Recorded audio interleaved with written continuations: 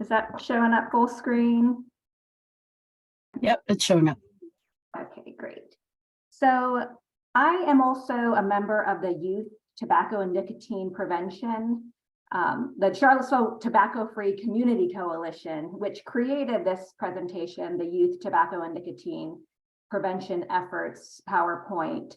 And this was really a group effort from various agencies, the Health Department, UVA, Region 10, and this presentation was developed in response to the local demands from schools and parents to learn about the dangers of vaping, also known as electronic nicotine delivery systems. So if I say ENDS products, that's what we're talking about, referring to e-cigarettes, vapes, Juuls, any of the brand names that you may be hearing. So today we're going to be talking about what these electronic nicotine delivery systems are. We're going to look at some of the products so that you're able to identify them. We're also going to do a brief overview of other tobacco products. And we're going to talk a little bit about why we're worried about ENDS products and what you can do to help prevent vaping with your students. We're also going to cover some of the Virginia legislation that helps with youth prevention, as well as go over some resources that you can access for further information. Okay, so today we're hoping to increase our knowledge of these vaping products. We're going to describe the nicotine's effect on the developing brain, especially for youth, where their brains are actively developing. It can have more severe and harmful effects. And then we're also going to identify resources for further learning and hopefully gain some confidence about sharing this information with others, such as your children or the students that you work with.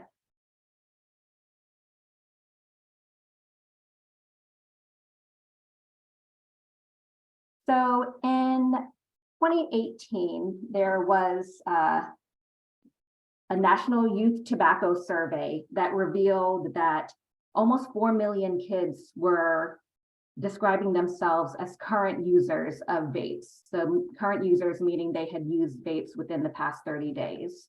And this was a significant increase from previous years, like in 2017, when only 2 million were using vapes. And so I say only 2 million, but really that's a lot of young people using vapes. And so the FDA commissioner and the US Surgeon General both declared that vaping was an epidemic. And specifically, they cited Juuling, which was the product that kind of really went viral. And so the first e-cigarette actually only came out in the year 2003. So this is a fairly new product. It was developed in China by a pharmacist whose father had passed away from lung cancer. And so he wanted to develop a safer device, a safer way to get nicotine. And he started becoming a user of e-cigarettes, and he thought it would help him quit smoking, but he's still a user of both e-cigarettes, vapes, and combustible cigarettes. So it didn't really help him quit. And the research out there is really not clear on whether vaping helps people quit regular cigarettes. So here's a little bit more of a timeline. In 2006 is when they first came to the US. In 2008, the World Health Organization proclaimed that it's not a legitimate smoking cessation aid. In 2011, the FDA announced that it's going to regulate e-cigarettes. 2015 is when Juuls, the brand name system, entered the US market. And then in 2020, the FDA decided that they would have all manufacturers of e-cigarette products, all tobacco products, have to submit an application in order to determine whether they're safe and continue to be sold on the market. So not necessarily safe, but were they targeting youth, for example? So a little bit about what the ENDS products are. Again, it stands for Electronic Nicotine Delivery System, and it's made up of several parts. First, there is the battery, which is the power source. And then there in the middle, there's an atomizer, which is the piece that heats the solution. And it turns it from a liquid into an aerosol. And then finally, there is that liquid cartridge that holds the liquid nicotine, as well as several other flavorings, chemicals. And so something that we need to just really acknowledge and share with others is that it's not simply water vapor. And when I worked in a middle school, that was a common misconception, is that it was safe, it's just flavor and water, it's just a vapor, it's not actual like burning smoke.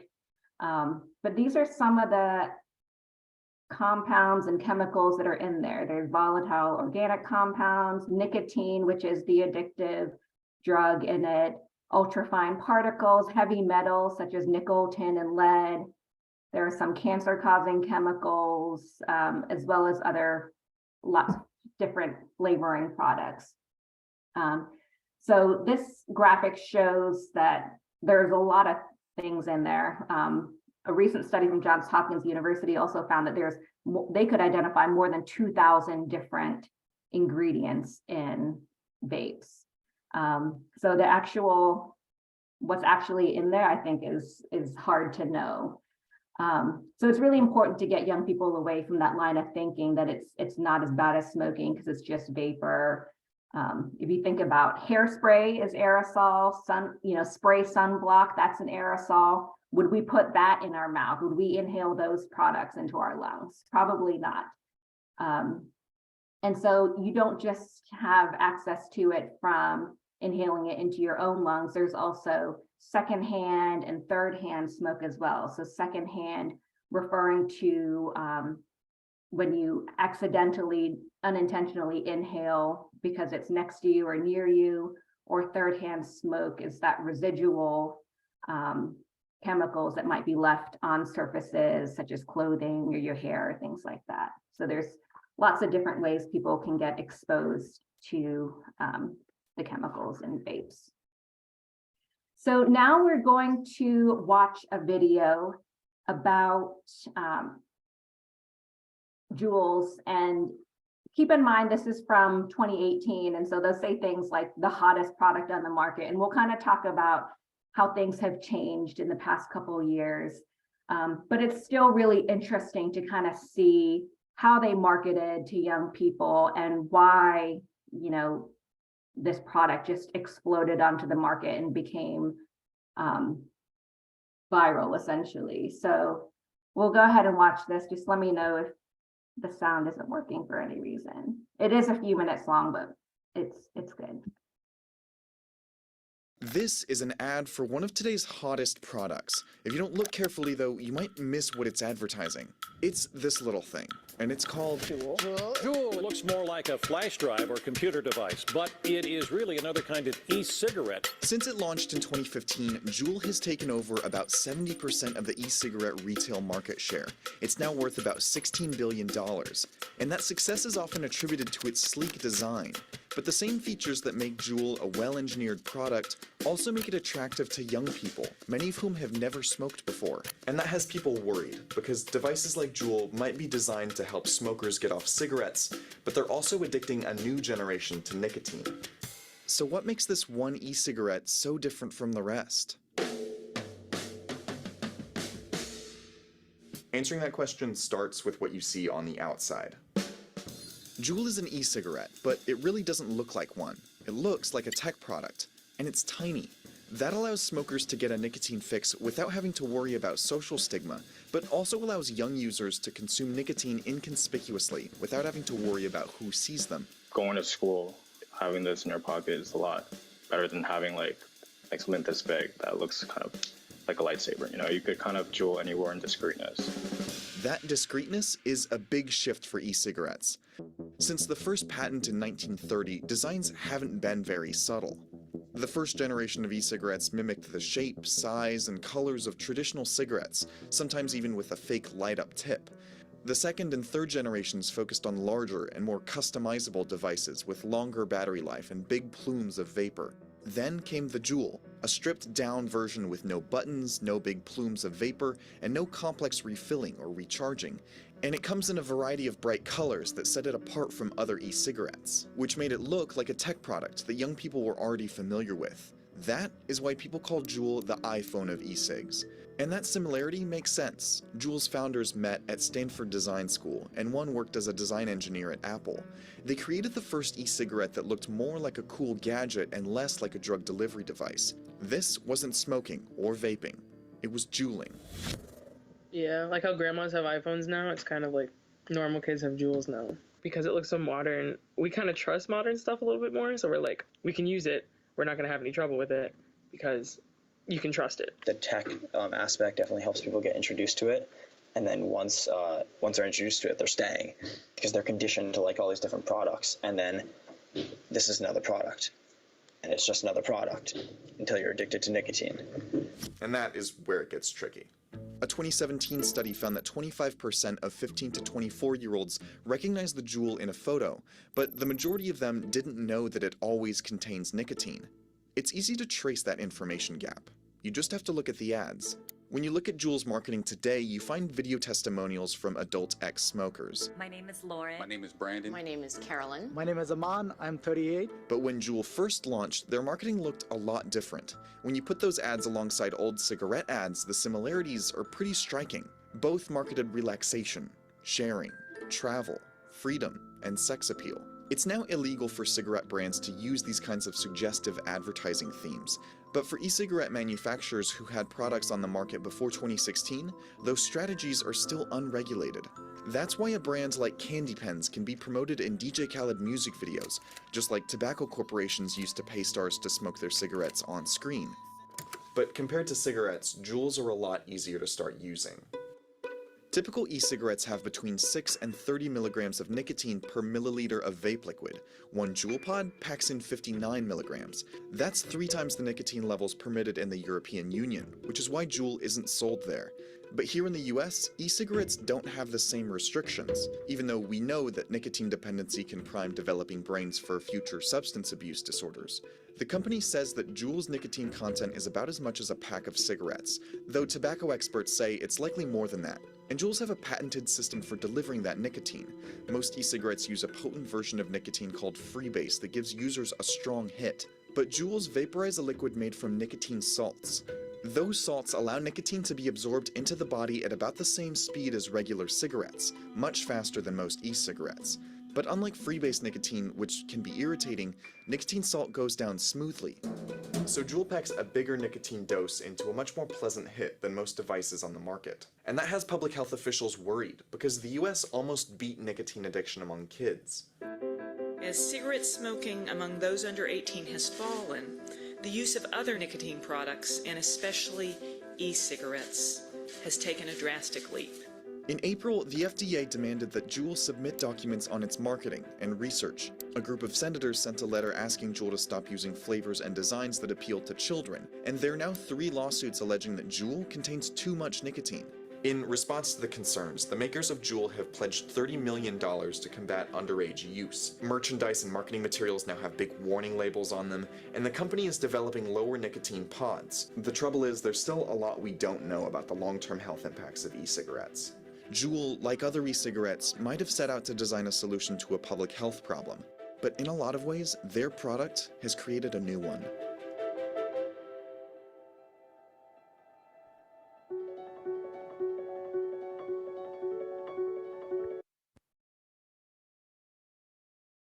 Hi everyone, Mark Barton here.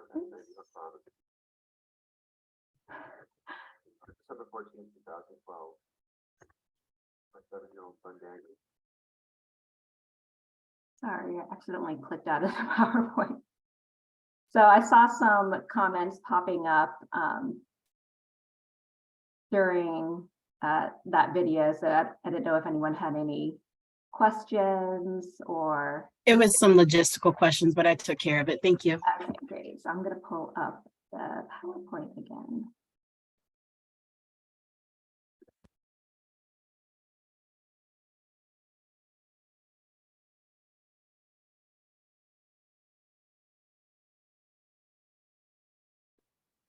Is it looking okay again? Sorry. Looks good. Thank you. So these are like the evolution of the various vaping products. Like the video mentioned, they kind of started out with products that looked like cigarettes, felt like cigarettes on the left side here. And then there's an evolution. So we'll kind of go through some of the different products. So then these ones were called the Ciga-like. So they looked and felt like cigarettes.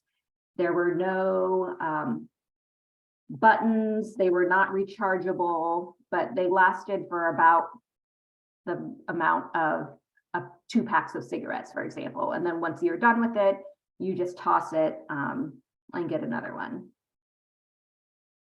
Then there were these vape pens, and these still exist. These had a button to turn on and heat the liquids, and you can unscrew them and put your e-liquid and really anything in there. And then a variation of the vape pen here, which had more of like a bulb in here, where it looks almost like a miniature bong. And you can see here in this picture, they're showing a wax ball. So there's other things that you can put in here. It's not just nicotine. You can put high concentrate THC oils into a little ball of wax and then add it directly to the heat coils, and then screw the top back on, and then basically hit it like a little bong is basically how it works.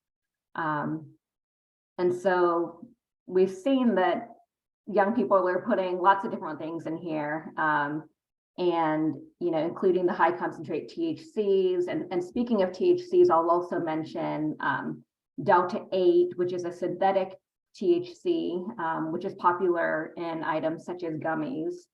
And basically, these are all unregulated, essentially because of a loophole that they're not technically cannabis products. And so they are legally able to be sold in a lot of these tobacco and vape shops that you see popping up everywhere.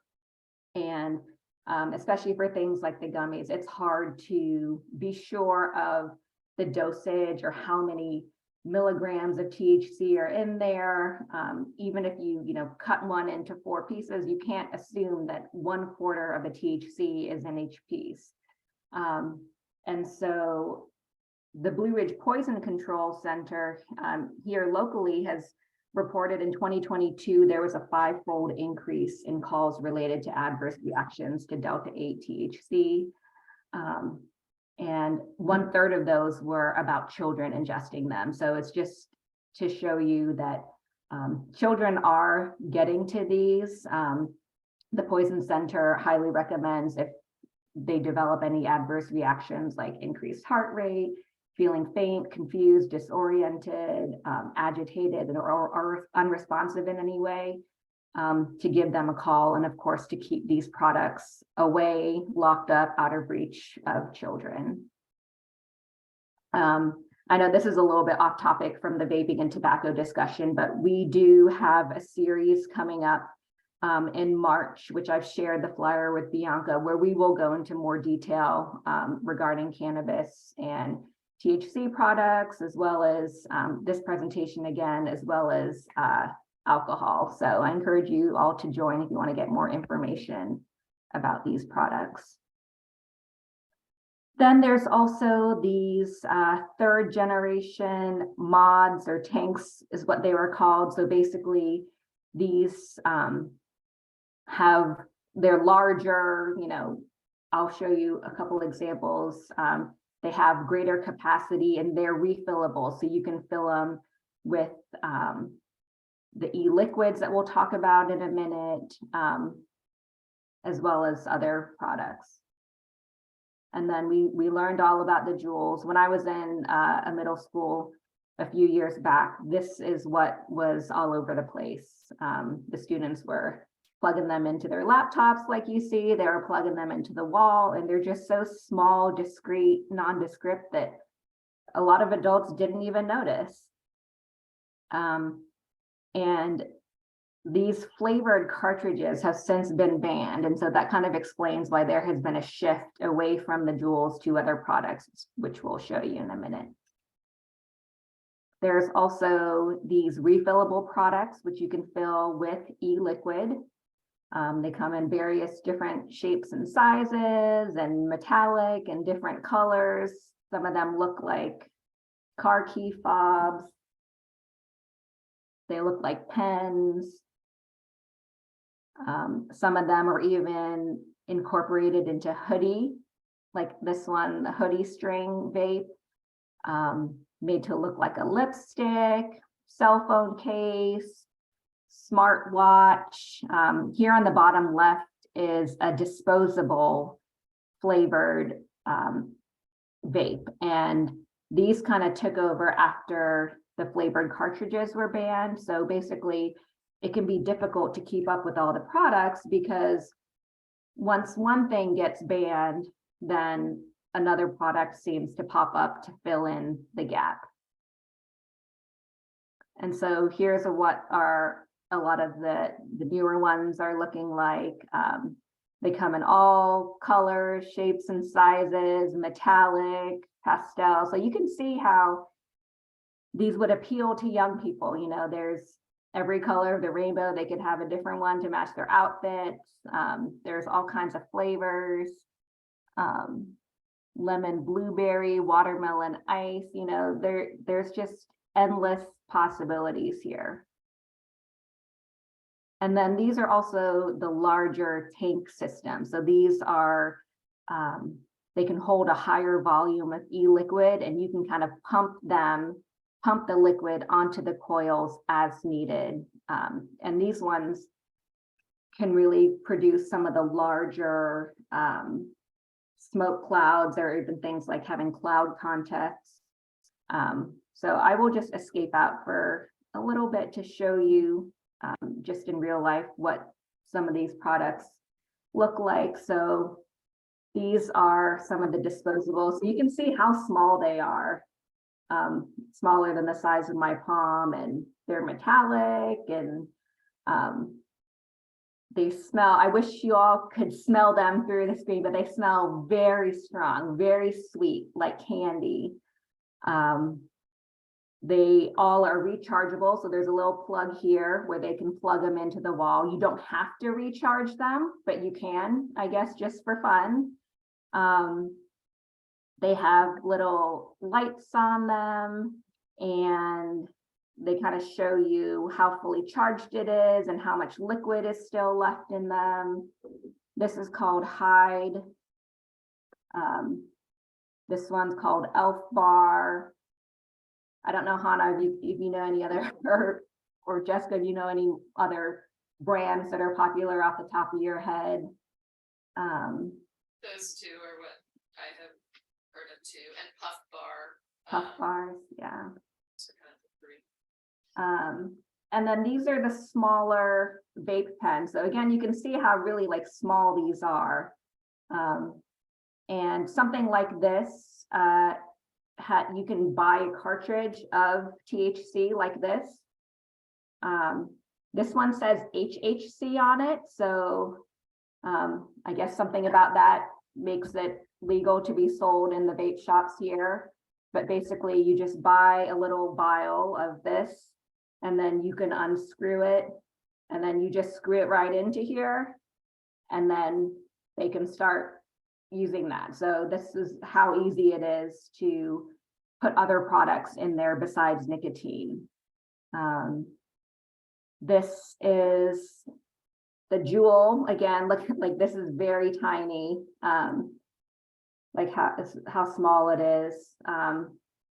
They come in like black and silver, very sleek colors. And this is the charger. So this can be plugged right into your computer, and then it just sticks up right on it like that. Or you can plug it into the wall into a charger. Same thing with the vape pen. These are also rechargeable. So then when you take off the cartridge, you can just screw in the charger, and then this can plug straight into the wall or into the computer as well. This is one of the larger mod systems, and also it unscrews.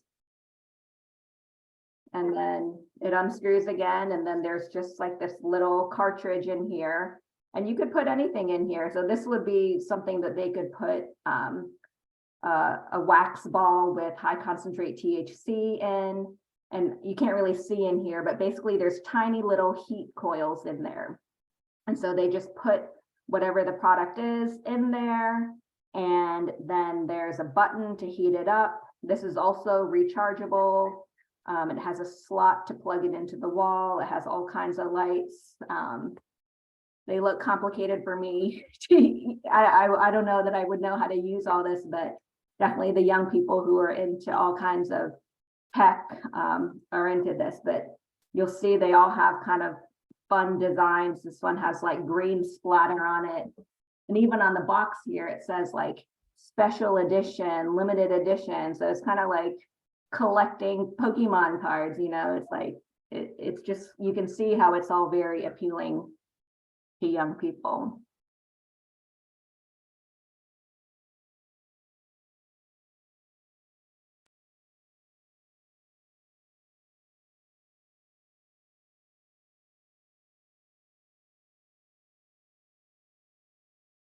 Okay.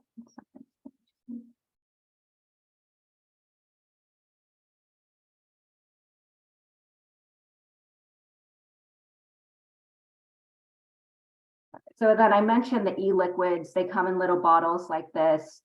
There's over 15,000 different flavors. And these are the liquids filled with nicotine, and as well as other chemicals that can be put in any of those refillable products. We also want to highlight other tobacco products that exist out here. Today, we're focusing on the vaping products, but just to remind you, there's also cigars and pipe, there's hookah, there's snus or snus products where it's like a little tea bag packet that they just put in their mouth and kind of hold it there in their lip. Biddies are rolled in the tobacco leaf. There's smokeless tobacco, like chewing tobacco. As well as there's some newer products too, like these sticks and orbs and strips. You know how there's those Listerine dissolvable mint strips? Those are kind of like that, where it's like a dissolvable strip that you can put on your tongue. And that also contains nicotine. And there's also products that heat cigarettes but don't actually burn them. And so I'm going to hand it over to Hannah to talk about nicotine. Thank you, Serena. So just a little bit of background of just what nicotine even is. It's a poisonous substance that is produced by the tobacco plant with the main purpose of, you know, warding off bugs. It's like used to defend itself, right? So just by virtue of that, it's kind of like, wow, it's funny that that's something that we put into our system, something that's created to defend itself from insects eating it. Although I will note that the nicotine used in tobacco products, including vapes, is actually artificially derived. And it's nicotine, that's what is the addictive part of ENDS products. So those vapes. And so the reason why we're talking about this is because the adolescent brain is, you know, constantly developing, right? Like developing until about the late 20s, early 30s. And so the younger a person is who starts using nicotine, the more likely it is that they're going to become addicted to it, and that it'll be harder to quit as they get older. So there's a statistic of like 9 out of 10 smokers who started smoking prior to age 18, 9 out of 10 smokers started smoking prior to age 18. Yeah. And essentially nicotine exposure during adolescence like we were seeing in that Vox video. It primes the brain for addiction, harms that brain development that's going on in adolescence. And it can affect things like learning and memory and attention, and it can also cause some behavioral issues as well. You can go to the next slide.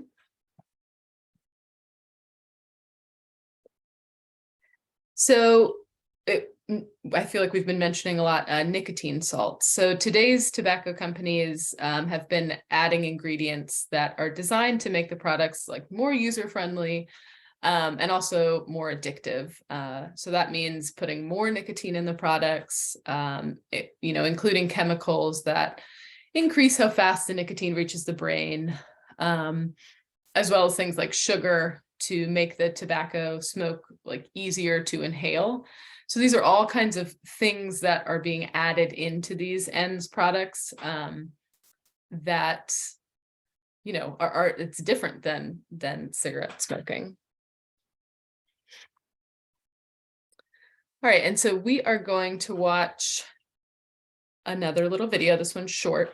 But before we start, I think something that I've noticed working in schools for a while is that a lot of young people have a hard time kind of seeing themselves as getting addicted or seeing their friends as being able to get addicted to nicotine.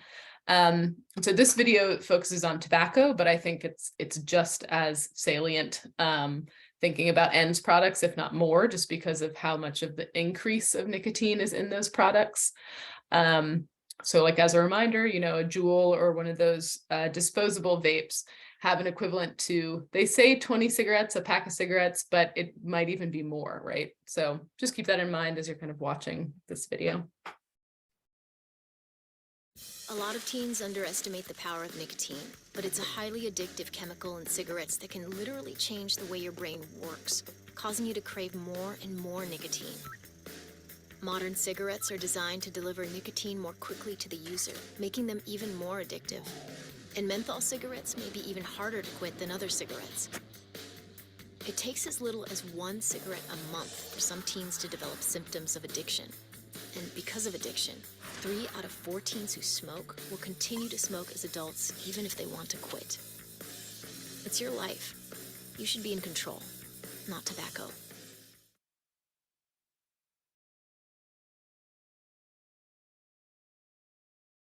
All right, so we're talking about addiction and all, the large amounts of nicotine that are in a lot of these products. So what does nicotine withdrawal look like, right? Like, let's say, your student or a child or you or someone, is trying to quit. What does that withdrawal look like? And so you can see these signs on the slide, but it can look like cravings, agitation and anxiety, increased appetite. Nicotine can be an appetite suppressant. So if someone's withdrawing from it, maybe they're eating more. Feelings of nausea, maybe feeling sad or irritable, headaches, and also trouble sleeping. And, these symptoms typically go away within a few weeks, and there's medications that can help. Changing up routines can help manage withdrawal symptoms. But if you or your student or someone is having trouble managing these symptoms, it's important to talk with your healthcare provider just to make sure you're getting the support that you need to kind of manage those symptoms.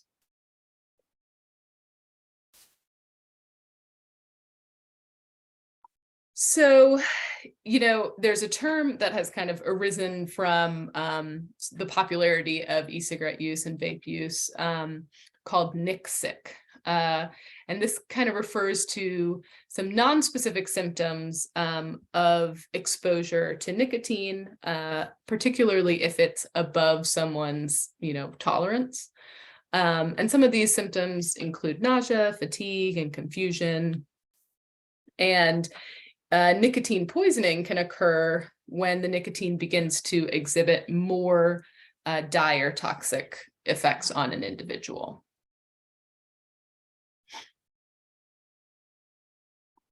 And so the last health-related thing that I want to talk about is something called EVALI, which stands for e-cigarette and vaping product use associated lung injury.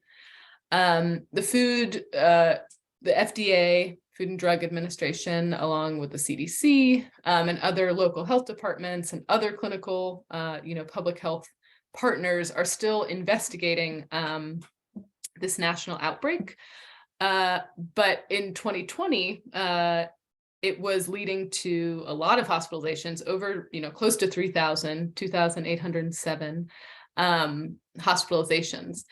And what they're finding is that, 82% of patients hospitalized with EVALI reported THC containing product use. So that kind of goes back to what Zarina was talking about around, when people are perhaps adding in, waxes, oils, whatever it is, to products that have this product that the CDC is talking about called vitamin E acetate, which really isn't supposed to be inhaled, but it's not regulated when, someone else is adding in a product, right? So it's just important to, remember that there are health impacts that are coming out. And also like the videos have said, we don't really know the long-term health outcomes.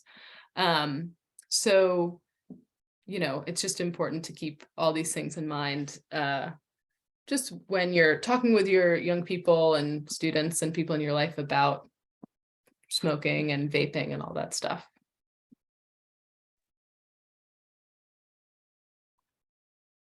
All right, and now I'm going to toss it back to Zarina. She's going to pick it up. Okay, so we're going to look at some of the data that we have from the past several years. First here we have, this is similar to the graphs that we saw from that video where it showed in the dark blue and the light blue, the conventional cigarette use has been going down since 2011. But if you look at the red line and the gray lines for middle school and high school e-cigarette use, that has been steadily climbing up as high as 27.5% of high school students and 10.5% of middle school students. And these were ones that reported current use, which again is defined as using e-cigarettes within the past 30 days. And then we have more data from previous, for following years of the National Youth Tobacco Survey. So the 2020 numbers actually went down from the 2019. So there's some progress here, but it still falls short of reversing the alarming increase in youth use of vaping. What we can see in 2020 is that at the bottom left here, that disposable e-cigarette use really surged. And again, I think that may have been due to the fact that the flavored cartridges were banned in January of 2020. So different products then took over the lead from things like Juuls, which their big thing was the flavored pods. So when they couldn't do that anymore, other products stepped in to fill the place. And so of youth that were using e-cigarettes, more than 8 out of 10 of them are using the flavored ones. So that's really showing how the flavored ones are appealing to the youth. There's also 2021 results, but you'll notice here there's a disclaimer at the top that we can't really compare these to previous surveys because it was done during the COVID-19 pandemic. Students were not in school. They completed this survey through email. And so we're not quite sure of the accuracy of these rates. So we just do need to take this with a grain of salt. But one thing we did notice, is there are disturbingly high rates of daily use, both in 2020 and 2021, which is indicating addiction, that needing to have that nicotine daily, suggesting that strong dependence on nicotine.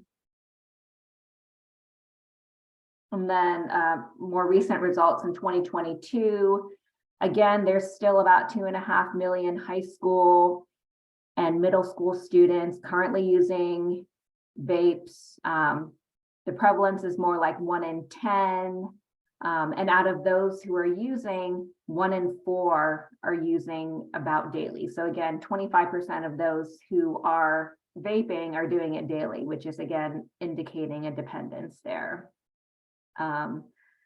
Again, it's overwhelmingly flavored e-cigarettes. And the most common type of device were the disposables. About 55% of the use was made up by those disposable products. And some of the common brands that reported were Puff Bar, Views, Hyde, and Smoke. And so this was from another survey reporting why youth use N. So 39% reported that their friends or family use vapes, and so that's why they do. Another 31% reported that they use vapes because of the flavors, such as mint and candy and fruit or chocolate, as well as they also report using them because they believe they're less harmful than other forms of tobacco, such as cigarettes. So again, there's this perception of them being safer than other options out there. And so there's also been some data about the inaccurate knowledge of the products. So again, when they ask young people what they believe is in their e-cigarette, most of them, 66% of them, thought it was just flavoring. They were unaware that they almost always contain nicotine. So 14% said they don't know, 13% knew that there was nicotine, 6% thought there was marijuana, and then 1% was other. And so again, we've talked about various negative health consequences of vaping, like we mentioned before, such as priming the brain for substance use, as well as some of those symptoms of dependence. But we also know that teens who vape are approximately 4 times more likely to move on to conventional combustible cigarettes later on. So again, this just is more evidence about priming the brain for substance use later in life. And of course, we know all of the negative health effects of regular smoking and all of the diseases that that's tied to. There's also been some research out there about young people who've ever used e-cigarettes are 5 times more likely to be diagnosed with COVID-19, or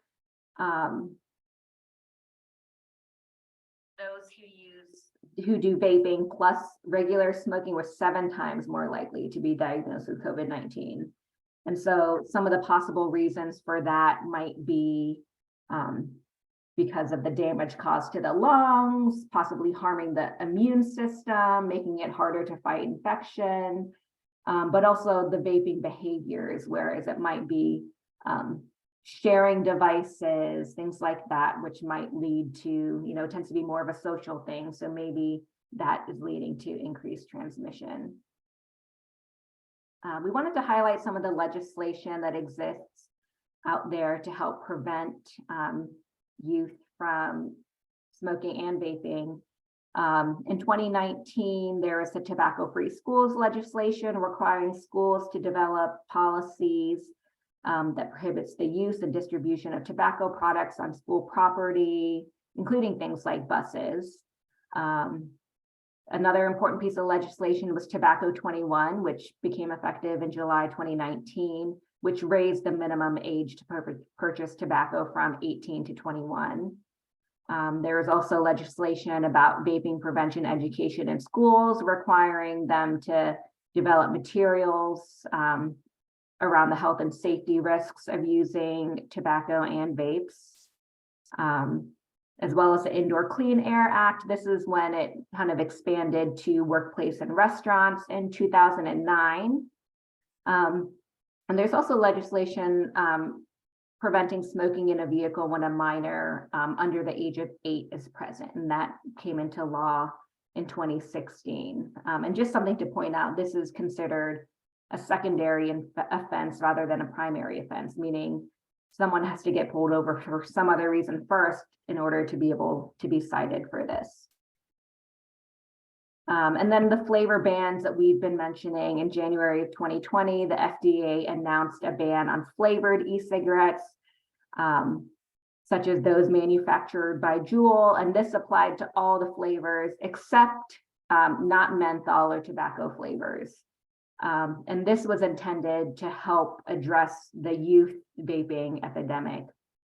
And then in 2021, the FDA also announced a plan to ban menthol cigarettes. Again, that video mentioned they can be even more addictive than regular cigarettes. And also, particularly because it disproportionately affects some populations other than, you know, more so. And so it's an equity issue as well. And then the FDA then released this pre-market tobacco application process where they required all tobacco and vaping products to submit an application to see if they could remain on the market. And so there were applications submitted for over 6 million different products. I think at the time this was written, over 1 million had been rejected so far. I think the Juul one was rejected and then it's being appealed, so I'm not even sure what the current status of that one is. But basically, getting your application approved means that your product is allowed to be legally sold in the retail market.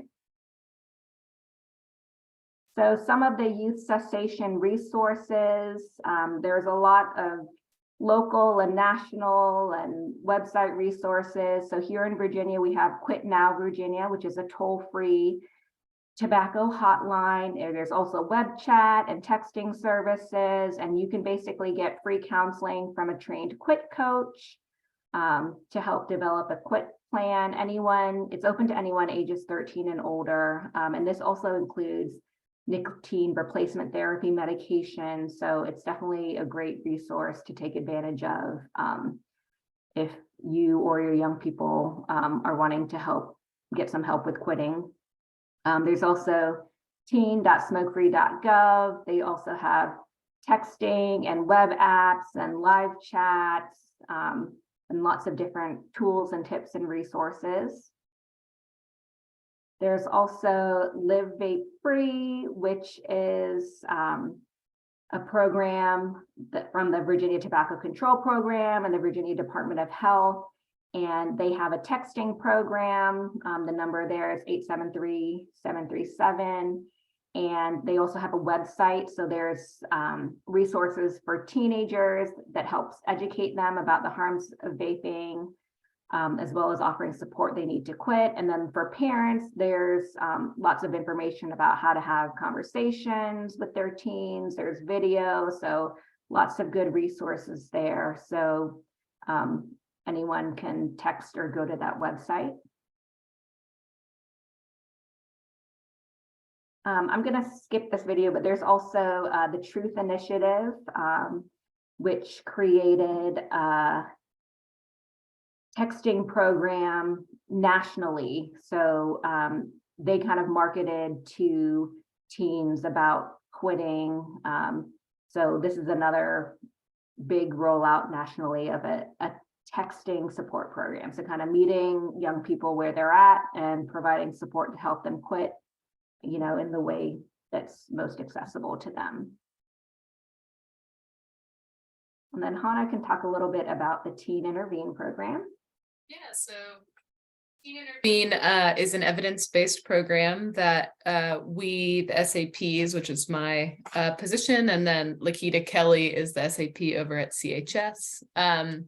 It's a evidence-based program for teens who've been identified as showing some signs of a problem with alcohol or tobacco or other drugs. And it's offered for free to students. So they do, 1 to 4 sessions with us. It's offered in the city and county middle and high schools.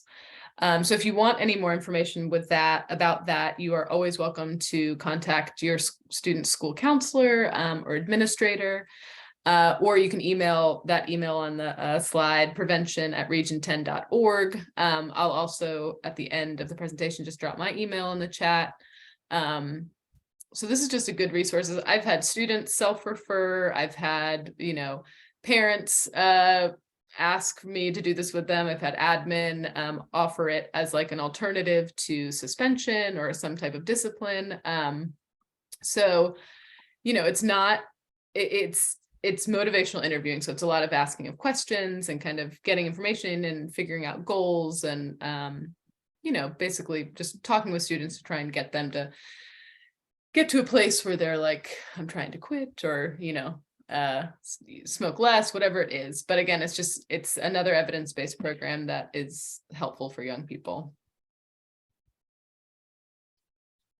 And then this is probably the slide that all of you are here to read and kind of think through, but just what parents and adults can do to help students either not begin smoking or stop smoking if they already are. And really, you just want to be a trusted source of information. So if you don't know the answer to something, that's a great opportunity to research it with your student and learn that information together.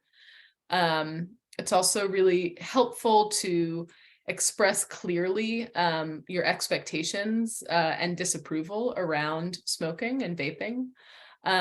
And if you yourself or your partner or another family member does use tobacco products yourself, this could be a good time or a good opportunity to maybe model healthy behaviors and maybe make a plan for yourself to quit. Or, also emphasizing that, it's legal for you, an adult, to smoke, but it's still illegal for anyone under the age of 21. So also just keeping your own nicotine products like away from the young people in the household is really important too. Avoiding scare tactics, those really gross, crazy pictures of lungs, that kind of thing is not really shown to be that effective. But what is effective is focusing on encouraging and supporting healthy behaviors and modeling those behaviors and monitoring, like being around your kid, asking them, are their friends vaping or using any of these products? So rather than that shame and kind of harsh punishments, really just trying to be an open person to talk about these things. And again, if any of you have specific questions and want to reach out to me or my counterpart at CHS or Zarina, we'll drop our emails in the chat because it can be tough sometimes. It's not always the easiest to start the conversation, but once you do, it does get easier, which is really nice. Okay. Thanks. So there's also a PDF toolkit that goes along with this. It's in the process of being updated. So once we have a copy of that, I'll go ahead and send that along to you, Bianca, to share out. But this is something that has a lot of links and additional resources and websites, information for parents, information for students, a lot of infographics like the ones we shared today, as well as information on some of the media campaigns such as Ditching Juul. You can also request a presentation by reaching out to the Tobacco Free Coalition. And here are some references we included. Our email is the bottom one, prevention@region10.org. And then there's also an email for the Tobacco Free Coalition, TFCC@gmail.com. So we're happy to answer any questions at this point. And then we're right up on the time though.